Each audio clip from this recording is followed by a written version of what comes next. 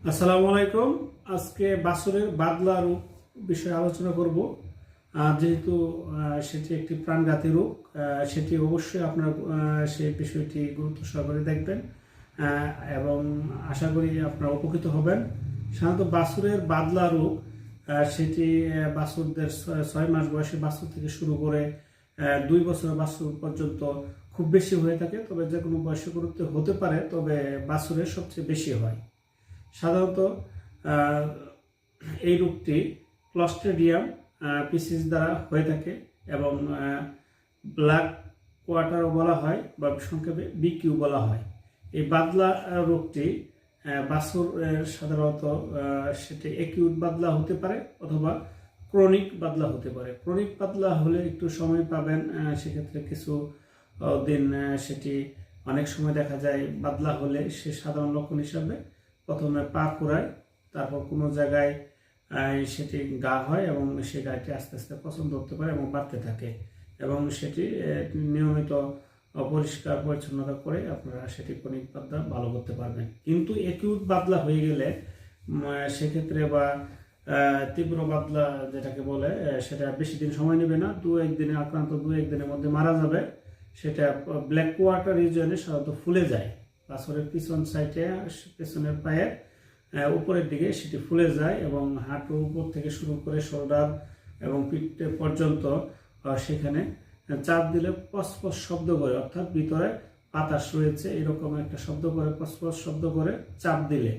তো এরকম চাপ দিয়ে যদি বোঝা যায় সেটি বাদলার লক্ষণ, সেক্ষেত্রে দ্রুত সেই অংশটুকু কেটে দিতে হবে।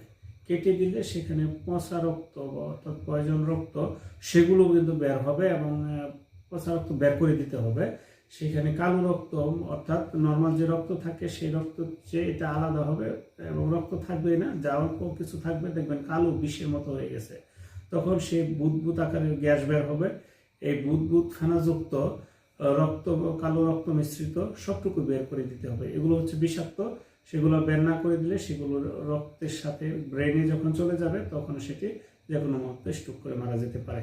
তো সুতরাং এই যে আক্রান্ত অংশে যে পচা রক্ত সেটি বের করার জন্যই কেটে দিতে হয় এবং সেটি যত সম্ভব চাপ দিয়ে বের করে দিতে হবে।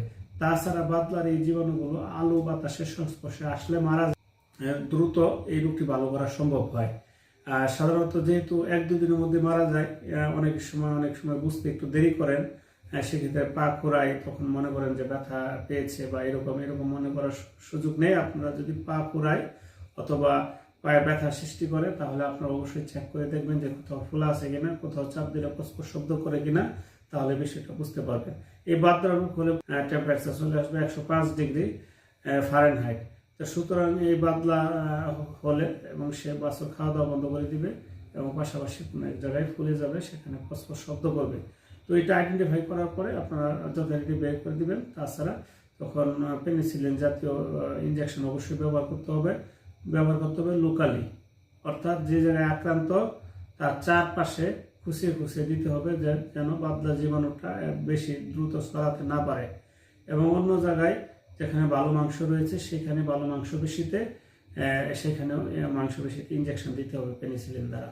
সুতরাং সরাসরি মাংসে দিতে হবে এবং আক্রান্ত স্থানের চারপাশে খুঁচিয়ে দিতে হবে, তাহলে সেটি দ্রুত মারা যাবে এবং কেটে সেটি বিষাক্ত যে পয়জন রয়েছে, বুদবুদ আকারে গ্যাস, সেগুলো বের করে দিলে তখন এই বাদলা রোগটি দ্রুত ভালো হয়ে যাবে।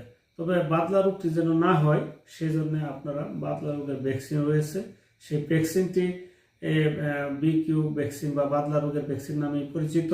এই ভ্যাকসিনটি আপনারা 4 মাস বয়সের বাছুর থেকে দিতে পারবেন, তারপর 6 মাস অন্তর দিতে থাকবেন এবং এই ভ্যাকসিনটি সাধারণত 5 মিলি চামড়ার নিচে দেওয়া হয় এবং ভ্যাকসিনটি খুবই কার্যকরী। উপজেলা প্রাণী সম্পদ দপ্তর ও ভেটেরিনারি হাসপাতালে ভ্যাকসিনটি পাওয়া যায় এবং এই ভ্যাকসিনটি দিলে এই ধরনের রোগটি হবে না।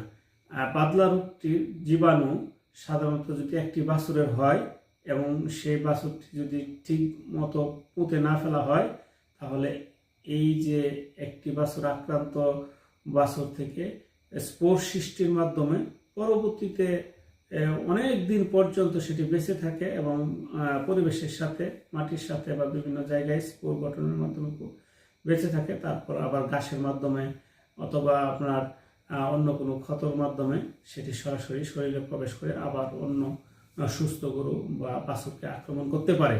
এই জন্য আমরা যদি বাদলা রোগে আক্রান্ত হয়ে কোনো গরু মারা যায়, তাহলে সেটাকে অবশ্যই 5 ফুট মাটির নিচে বা 6 ফুট মাটির নিচে গভীর গর্ত করে পুঁতে ফেলতে হবে, যাতে বন্যপ্রাণী সেটাকে আবার টেনে হেঁচড়ে পরিবেশে মুক্ত করে না দেয়। সেই বিষয়টি খেয়াল রাখতে হবে, পুঁতে ফেলতে হবে। কোনোভাবেই সেটি নদীতে ভাসিয়ে দেওয়া যাবে না, কোনোভাবে সেটি উন্মুক্ত জায়গায় ফেলে রাখা যাবে না। তাহলে ওই এলাকায় আগামী 10 বছর এই বাদলা রোগ থেকে কেউ নিরাপদ হতে পারবে না যদি সকলে ভ্যাকসিন না দেয়।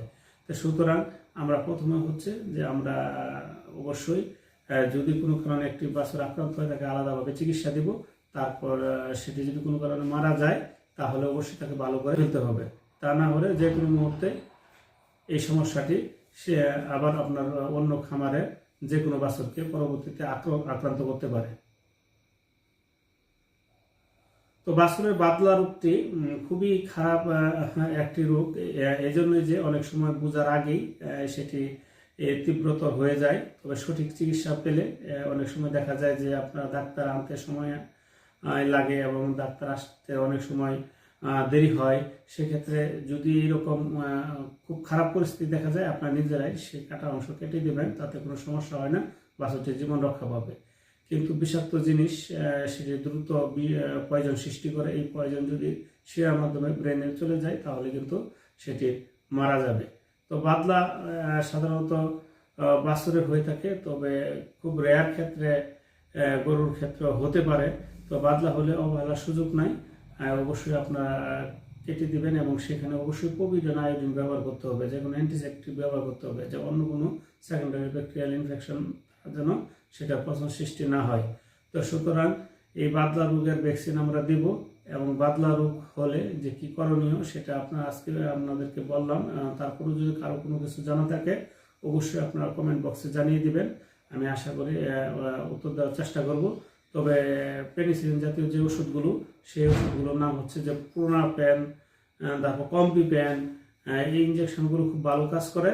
এবং পাশাপাশি এই কম্পিপ্যান বা প্রোনাপ্যান এই ক্ষেত্রে বাদলা রোগের ক্ষেত্রে এই যে পেনিসিলিন জাতীয় ওষুধটি সবচেয়ে কার্যকর, অন্য কোনো ওষুধ তেমন কার্যকর হয় না।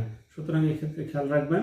তো অবশ্যই আমরা প্রোনাপ্যান আমরা সেটি সরাসরি মাংসে দিব এবং কিছু অংশ ওই আক্রান্ত স্থানের চারপাশে আমরা দেব, তাহলে কিন্তু আর কোনো সমস্যা হবে না, দ্রুত ভালো হয়ে যাবে। যত তাড়াতাড়ি আপনি এই চিকিৎসা নিতে পারবেন, তাড়াতাড়ি ভালো হবে।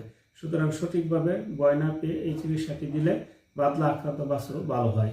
সুতরাং আপনারা যারা খামারে রয়েছেন, তারা অবশ্যই প্রাথমিক এইটুকু চিকিৎসা আপনাদেরকে জানতে হবে, যেন তারপর আপনারা ডক্টরের সাথে পরামর্শ করে তারা যদি আরও কিছু বেটার কিছু সেটি সাজেস্ট করে, অবশ্যই আপনারা সেভাবে ফলো করবেন। কন্ডিশন অনুযায়ী ব্যবস্থা নিতে হবে। তবে বাদলা রোগের ক্ষেত্রে অবশ্যই পেনিসিলিন জাতীয় ওষুধটি সবচেয়ে বেশি কার্যকর, এবং যেহেতু সেটি গ্রাম পজিটিভ ব্যাকটেরিয়া দ্বারা হয় এবং ক্লস্ট্রিডিয়াম পিসিস দ্বারা হয়, সেটি একটি মারাত্মক রোগ। আপনারা অবশ্যই এর সঠিক চিকিৎসা নেবেন। সকলেই ভালো থাকুন, সুস্থ থাকুন, এই আশাবাদ ব্যক্ত করে এখানে শেষ করছি। আসসালামু আলাইকুম ওয়া রাহমাতুল্লাহি ওয়া বারাকাতুহু।